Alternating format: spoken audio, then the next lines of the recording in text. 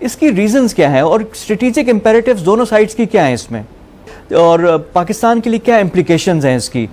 एक तो है ग्लोबल कॉन्टेक्स्ट और एक थोड़ा सा रीजनल कॉन्टेक्स्ट की हम बात करेंगे। आपको याद होगा कि यूएसएसआर जब ख़त्म हो गया है, उसके बाद से सर्द जंग ख़त्म हो गई, तो अमेरिका ने अपनी जो मेन पावर थी उसमें अपनी पिवट की पॉलिसी के तहत उसको अटलांटिक ओशन से पैसिफिक ओशन की तरफ शिफ्ट किया।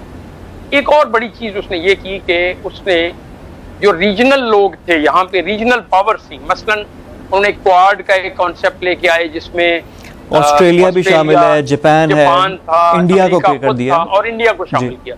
और साथ ही साथ उन्होंने एशिया पैसिफिक, पहले बोला जाता था लफ्ज़ ज्यादा, एशिया पैसिफिक उन्होंने इंडो पैसिफिक कर दिया।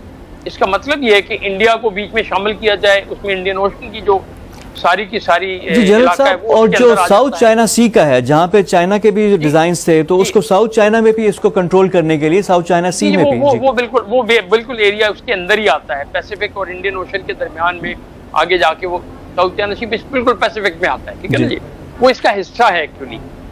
तो जब उन्होंने ये पावर शुरू की, इंडिया को उन्होंने अपने साथ मिला लिया, और इंडिया को अमेरिका ने खुद भी और इसराइल के थ्रू भी बहुत सारी टेक्नोलॉजीज दी, मिलिट्री टेक्नोलॉजी दी, उसको अपना स्ट्रेटेजिक पार्ट। लेकिन सर देखिए, चाइना की भी तो काउंटर स्ट्रेटेजी होनी चाहिए ना, और पाकिस्तान चाइना के कैंप में भी, और हम भी बहुत बुरी तरह फंसे हुए हैं कि हम ये अमेरिका के साथ हैं, चाइना के साथ हैं, अभी तक हमारी पॉलिसी क्लियर नहीं है।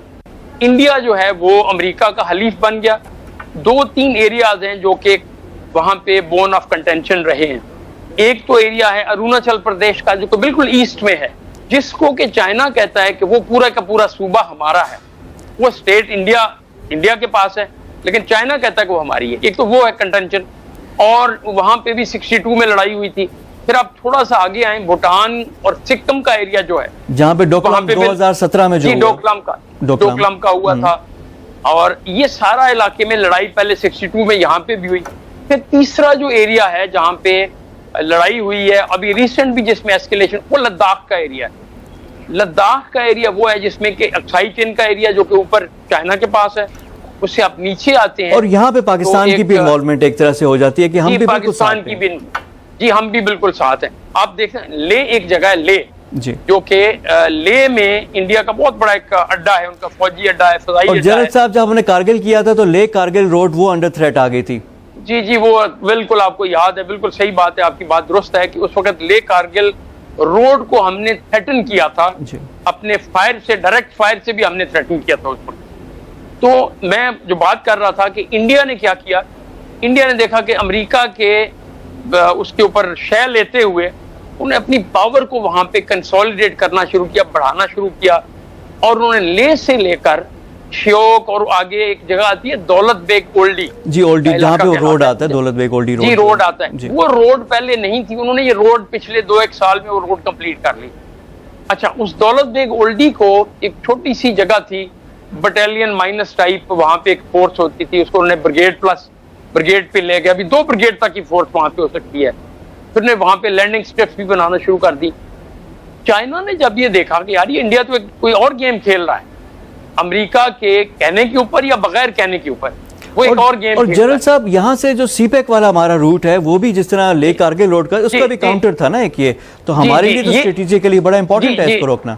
जी मैं उसी तरफ ही आ रहा हूँ कि जब चाइना ने देखा कि इंडिया जो है दौलत बेग ओल्डी को स्ट्रेंथन कर रहा है, दौलत बेग ओल्डी से थोड़ा सा आगे कराकरम पास आ जाता है, और कराकरम के पास से इनकी जो मेन रोड जो कनेक्ट करती है तिब्बत को और जिनजियांग प्रोविंस को, वो वहीं से गुजर, सिनकियांग या जिनजियांग, या जो भी उसका नाम आजकल बोलते हैं, सिनकियांग पुराना नाम है उसका, तो उसके पास से गुजरती है।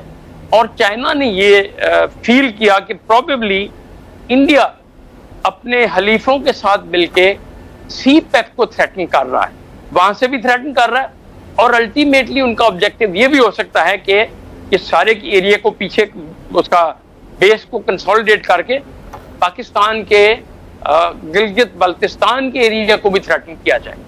तो ये उनका बड़ा एक ऑब्जेक्टिव था इंडिया का। और और अच्छा जनरल साहब, ये जो स्क्रमिश इसमें इस्तेमाल नहीं हुआ, सिर्फ पत्थरों का, लाठियों का इस्तेमाल हुआ, कुछ लोग सोल्जर्स नीचे भी गए, तो ये जी, क्यों? जी। दोनों साइड से है, जंग नहीं चाहती, जंग का खतरा, इसी से मेरा सवाल है कितना ज्यादा है इस इलाके में, इंडिया चाइना का, पाकिस्तान इंडिया का, ये सारा जरा कॉन्टेक्स्ट जरा समझाएं, हमें एक्सप्लेन करें। जी, मैं सिर्फ एक मुआहिदा हुआ था इंडिया और चाइना का, मेरे ख्याल में 93 में हुआ था वो मुआहिदा, जिसमें उन्होंने कहा था कि हम एक दूसरे के खिलाफ फायर आर्म्स नहीं यूज करेंगे।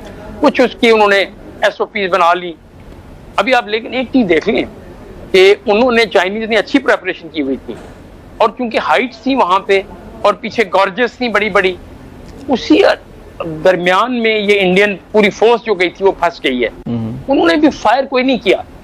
इंडियंस ने भी ये समझा कि अभी हमने फायर नहीं करना। अभी बड़ी स्ट्रेंज सी बात है, इन्होंने बगैर आर्म्स और एमुनिशन के ये लोग गए हैं, तो वहां पे लड़ाई हुई है इनकी बगैर आर्म्स के, यानी डंडे, लाठी, सोटे जिसको बोलते हैं, उनसे, पत्थर, उनसे लड़ाई हुई है।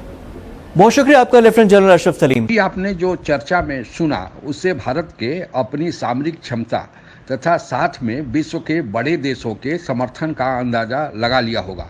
स्पष्टता के लिए इस चर्चा को दो भागों में समझा जा सकता है। पहला, भारत की खुद की सामरिक तैयारी और क्षमता। भारत ने अपनी सामरिक क्षमता चीन सीमा पर बढ़ाने के उद्देश्य से लद्दाख में लेह से दौलत बेग ओल्डी को जोड़ने वाली 225 किलोमीटर सड़क का निर्माण हाल में ही किया है, जिसे DSDBO डेबरुक साइलोक दौलत बेग ओल्डी रोड कहते हैं। यह भारत चीन सीमा, जिसे LAC line of actual control कहते हैं, के साथ साथ चलती है और LAC से मात्र 10 किलोमीटर की दूरी पर है।